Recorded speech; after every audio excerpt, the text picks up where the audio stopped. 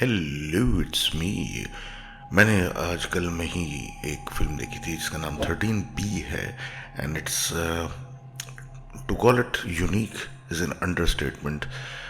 ये movie is about a haunted apartment, लेकिन with a twist के it's not the cliche चुड़ैल and भूत story that we all like and love.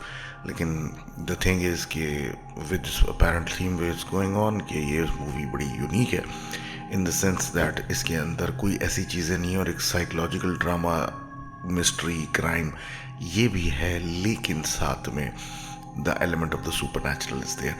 हाँ, the ending is a bit cheesy, लेकिन this is an excellent movie to watch. I'd highly recommend this because this is an Indian movie which is not following the usual cliches जो उसमें होते हैं. तो do watch and comment how you found it, और let me know in the comments कि और कौन सी movies हैं जो अभी तक यूनिक चल रही हैं.